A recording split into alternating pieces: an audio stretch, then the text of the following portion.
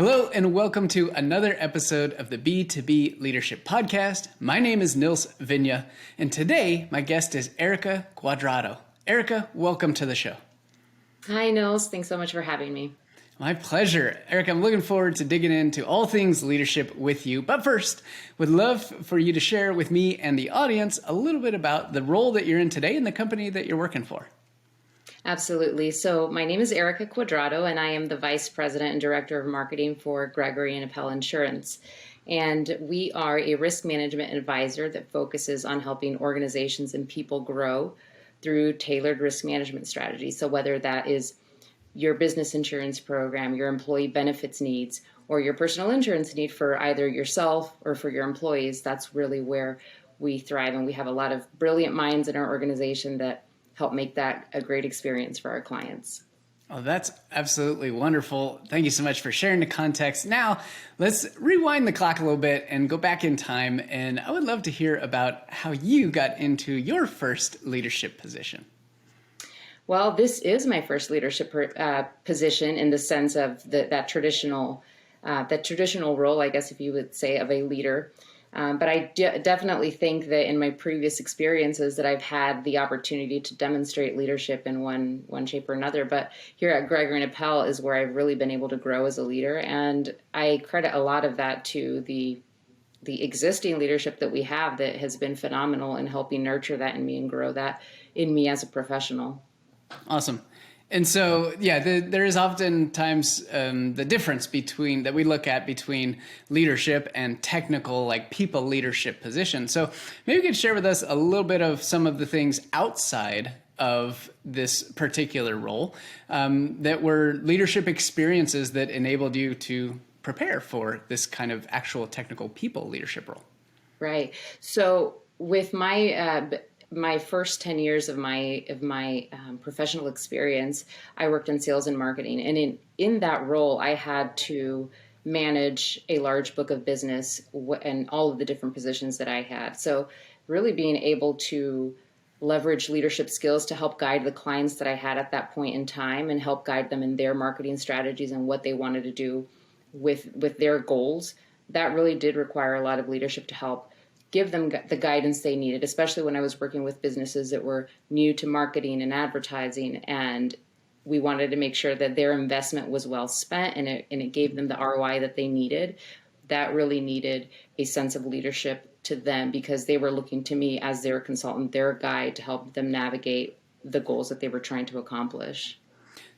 All right. So that rings true, for me as well, having a lot of experience in the customer success space. We were doing similar things and being consultative to clients, right? Being responsible for educating on them. So when you're talking about guiding clients, can you share a little bit more details around the things that, maybe some of the tools or what you would consider leadership tools that you used in order to position yourself as that expert and that advisor and really be in a driving position with your clients to help them get the ultimate ROI that they wanted?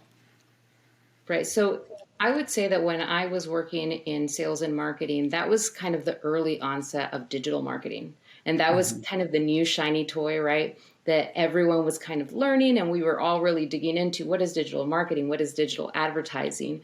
And it was really a really confusing piece for many business owners where they knew it was something they had to do. They just didn't know how to do that. So research and information was really important for them so that they knew that they were stepping their best foot forward. So I really took the onus on myself to make sure that I always provided the most information that I could for them and very specifically for their type of business. So whether it was a retail or whether it was a professional services firm, they all needed to take things in a different approach, as any marketer would know, right? But that doesn't necessarily mean that because you own a business or you run a business, that doesn't necessarily mean that you inherently know the process for that. So that's where I needed to make sure that I always provided them with the resources and information. And then also getting them comfortable with the idea of experimenting, that there's always this facet of experimentation in marketing. And it can be scary when you're being asked to spend a lot of money, right, on something that may or may not give you the return that you expected. So being able to guide them and help them develop the best strategy alongside with them instead of them feeling alone. They were doing this alone. That really made a big difference for them. And when I provided them the tools, often was my knowledge, and sometimes the tools was digging within their own organizations to see what existing resources they already had. And sometimes they had their own information and data that they didn't quite yet know how to use. So finding those resources and tools for them was really critical for them to get them on the best foot forward to have successful marketing campaigns moving forward. Isn't it fascinating that sometimes you can have significantly more impact on an organization as an outsider than you can as an insider? Right, absolutely. Right? Because sometimes when you're in an organization, right, that it's what you live and breathe every day that you're working, right?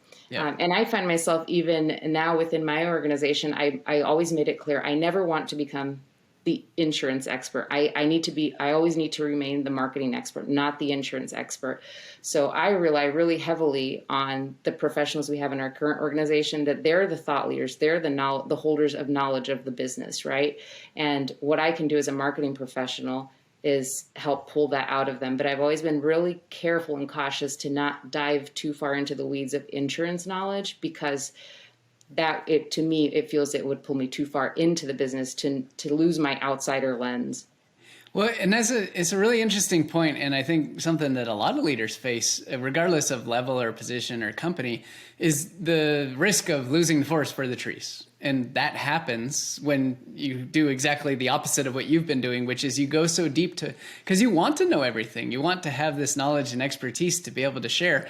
However, that's actually something that might be a detriment to you, because then you can't see the holes or the gaps or see things from a different perspective. It's really hard to get outside of that.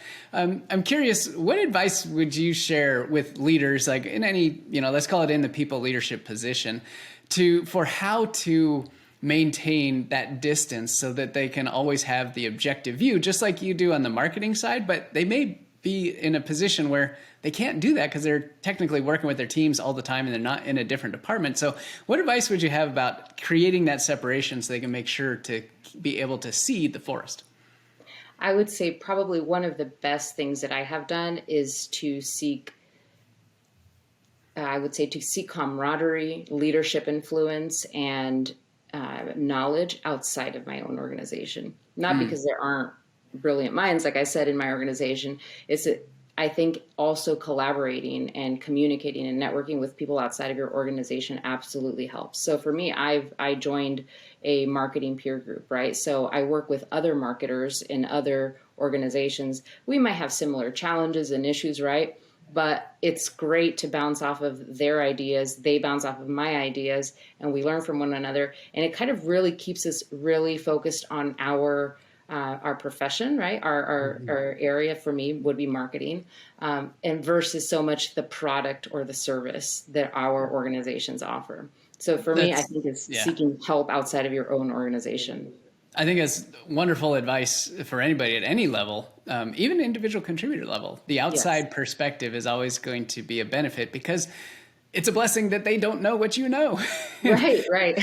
And sometimes you might even find that in the act of explaining your situation, what you need to do or what you're missing actually becomes clear because you find yourself explaining it to somebody who doesn't know, which doesn't happen all that often inside the walls. Absolutely. All right. Awesome. You talked about experimenting and the importance of that. Now, in the marketing profession, critical piece of the puzzle given ad spend and platforms and all the different, assets that you're going to use. Let's talk about that from the leadership perspective. And does the same principle apply that you've used in the marketing world? Can we also apply that, drive to experiment to the leadership world?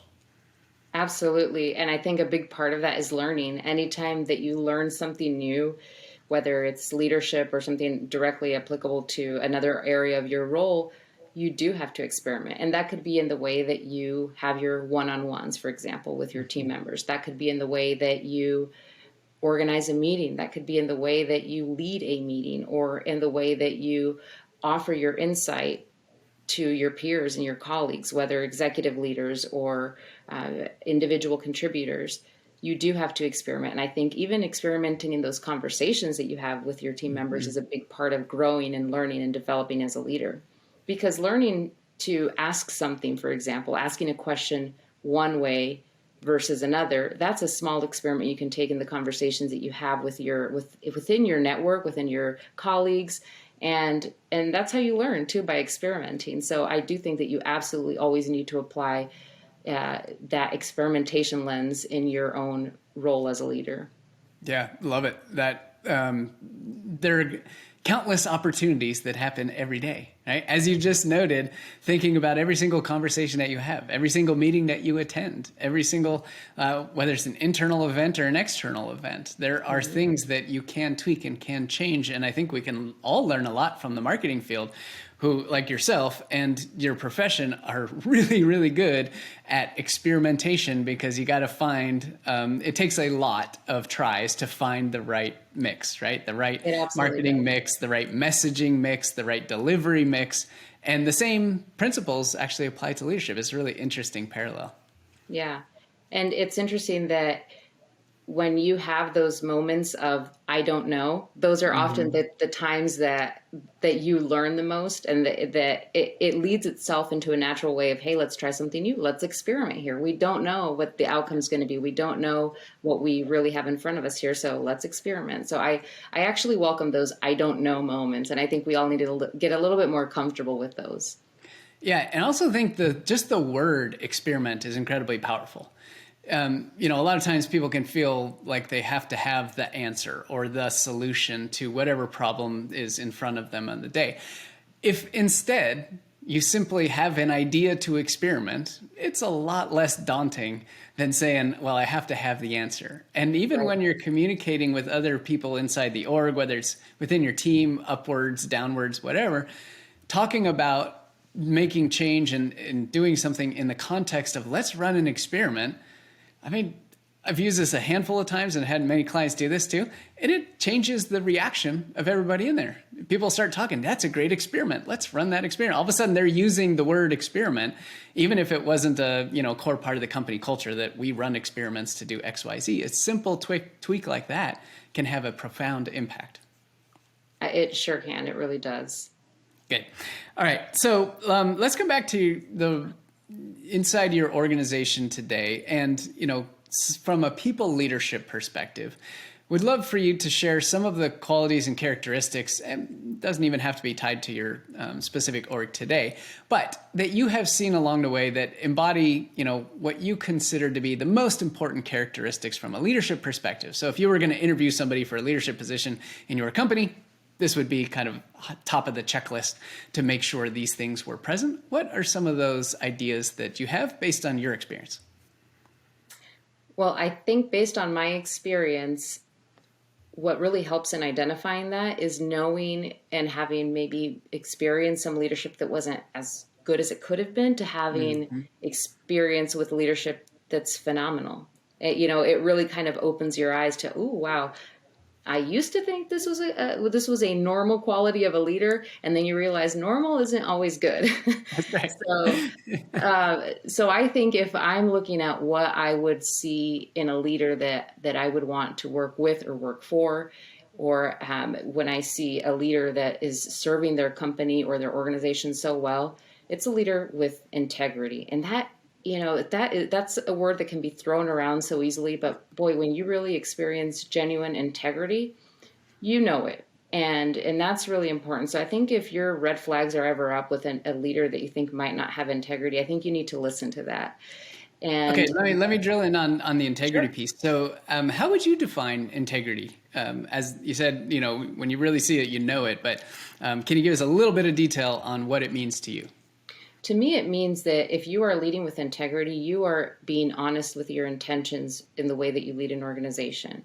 And that doesn't mean that, you have to, that doesn't mean you don't make challenging decisions. That doesn't mean that you don't make decisions that might not necessarily be favored for everyone, but you are transparent, and you lead with, I think, with servant leadership in mind, and you lead to do things for the good of your people and for your clients. And that's not always the case in certain leadership positions. And I come from a background, my previous experience from the media industry was a very cutthroat industry.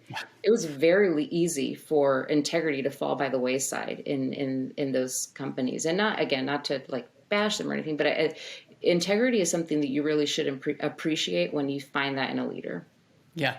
And from a development perspective, so, what advice would you share with someone that, they're not on the extreme end of not operating with integrity, but perhaps they do, but they haven't thought about it in this kind of a way? Like, how do I show up in that way to be honest with my intentions? Like, how do you actually go about doing that? If you were going to give someone advice who was listening to this, thinking about how to show up in a way that other people could, more readily and easily identify with the level of integrity that I have, what would you say?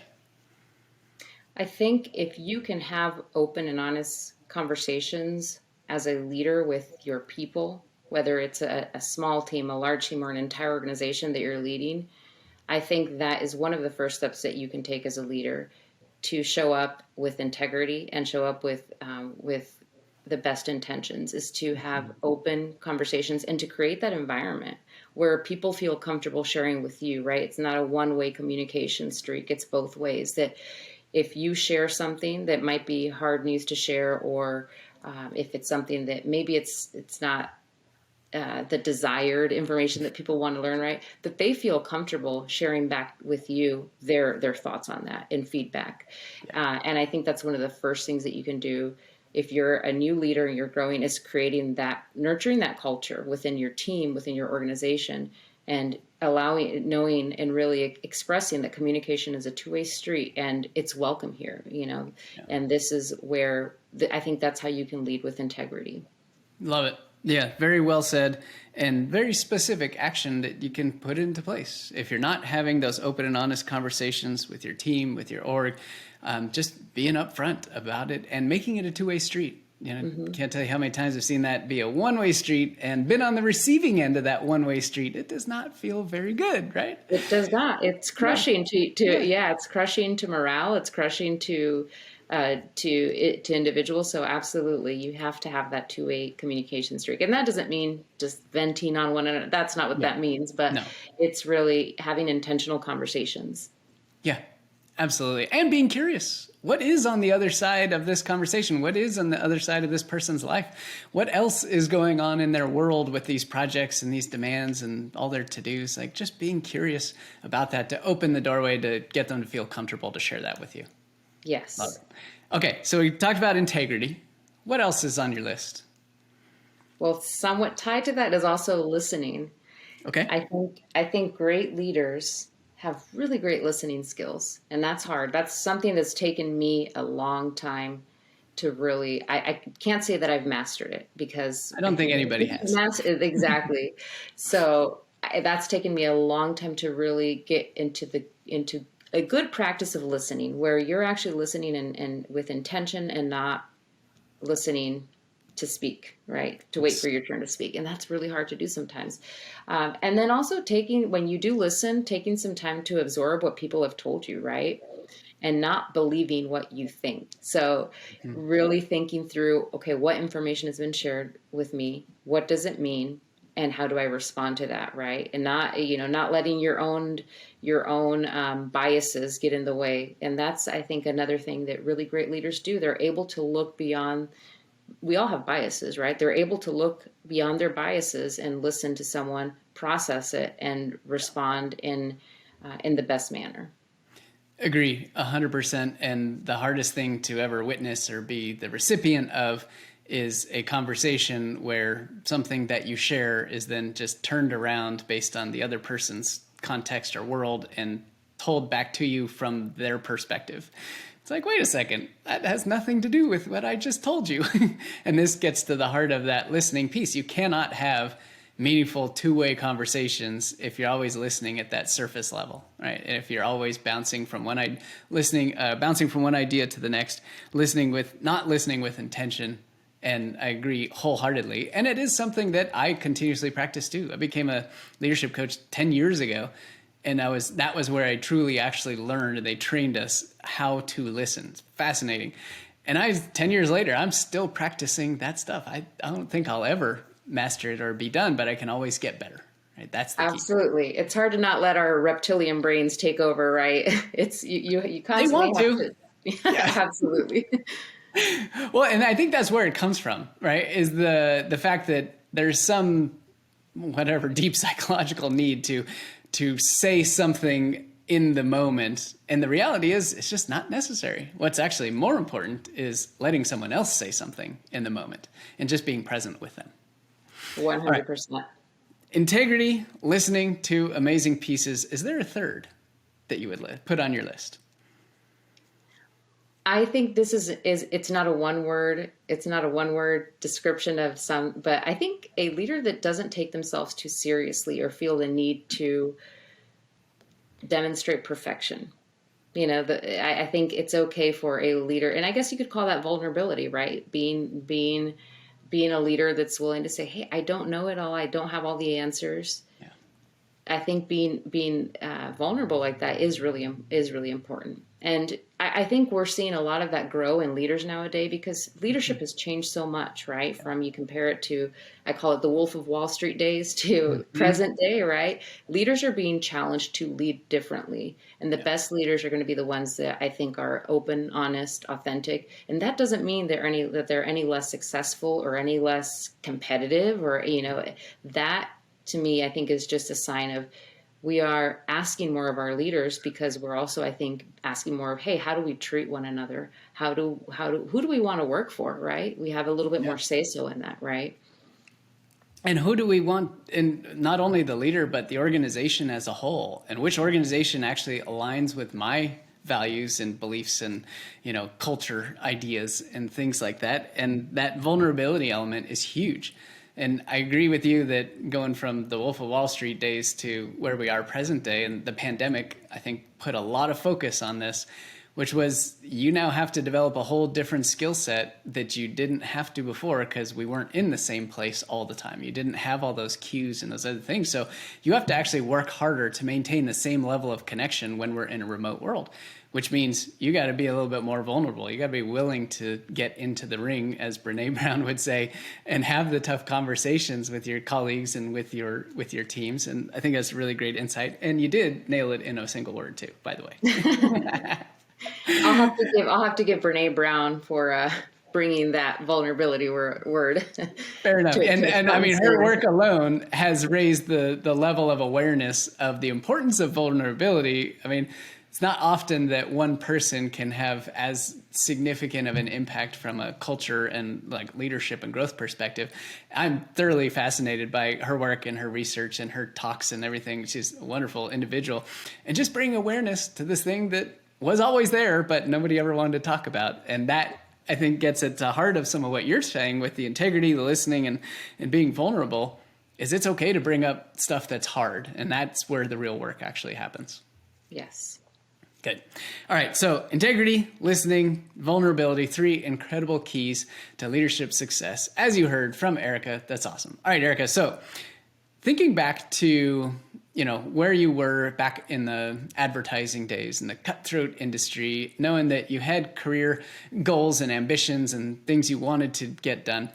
If you were to sit down with yourself way, way back then, at the beginning of your professional career in the workforce, and you knew everything that you know now based on all of your experience, what advice would you give to yourself from that point of view? I would say that to be myself. And, I say that in a way that it's, and I'm sure a lot of women, especially women of color, probably have, like myself, right? I felt like, man, can we really be ourselves? Especially when you're just trying to make it. So I would have said, be yourself. And that I think goes a lot to that. You don't have to fit a certain mold to be successful. And I think that's really important, especially nowadays with women. And I really emphasize this even more with women of color, that you do not change yourself for anyone. You are above and beyond what society has ever labeled you or thought of you, and just to be yourself because you are enough. Incredible advice. So can you share just a little bit more about how you got to that place of confidence, of knowing that you are enough and being able to give your former self that advice. Like how did you get to this point? I think a lot of it honestly has to do with growing older, right? I mean, I don't feel old or anything like that, but I think it's just growing older, and I think also surrounding yourself around the right people, right? People that build you up, and the same thing with you and other people. How do you build them up? And I think that has a lot to do with it. And just being very candid, I think a lot has changed. I'm not saying society is perfect by any means, but I think a lot of conversations have happened in the last couple of years that really needed to happen a long time ago. And I think that has a lot to do with it. Growth and ideas and people having open minds, and really emphasizing that, I think, in the workplace too, right? Because certain conversations weren't happening in the workplace even 2-3 years ago, right? Yeah. And I think now we're in a place where we can have certain conversations, uncomfortable conversations, right? And that has a lot to do, I think, even within my workplace. I'm very thankful that I am in an environment where we're open to conversations, and having that forum or that place that kind of to feel comfortable to share what's really on your mind. I think that has a lot to do with it too, where that wasn't necessarily always welcome, and you know, it hasn't historically been welcomed in the workplace. Yeah, that's wonderful to hear your experience there, and I know it can help so many other people, females as well as, you know, minorities. And in this crazy world that we live in, thankfully there is some progress, not always as much as we would hope, but I think your keys that you noted from a leadership perspective apply equally in the personal world of integrity, listening, and vulnerability. Right? There's no reason why those things only have to exist in your professional context. Those sound like great things to embody in your personal life as well. Would you agree? Absolutely. And they can take time to develop and nurture, right? Because we are all wired so differently, right? So it's really important to both in your professional and personal. Yeah. And I think those lines are blurred a little bit too now, right? Because I feel more comfortable that, hey, I bring myself to work. I'm the same person that I am at work than I am at home. And that hasn't always been the case, I would say, for most of us, right? Where this is me at work, this is me at home. And I think now, well, at least this is the case for me. And this is what I will always aspire to maintain in my leadership. And I hope we can see future generations of the workforce to do this, that they're always their true self at work. And that can be really hard to do. But yes, absolutely. Those same skill sets apply in life and in all areas of life. And that, just like anything else, it's a muscle that you always have to exercise and keep nurturing and building on, because it's very easy to fall, like I said, back into that reptilian brain, right? And not be your best self at work or at home. And you have to be very open and honest about that. Right. And it is amazing how much the reptilian brain wants to constantly go back to that status quo, how it takes infinitely more energy and attention to get away from it than it does if you just stopped learning entirely. You could just operate from that perspective. It wouldn't be hard at all. However, the growth comes from getting out of that, and that's where the real magic is. Yep. Awesome. Well, Erika, it's been a blast talking leadership with you. Thank you so much for sharing your insights, your expertise, your experiences, and your advice with us in this incredible community. Look forward to hearing about all the incredible things that you are doing as a leader. And take care and have a wonderful rest of your day. Thank you so much. My pleasure.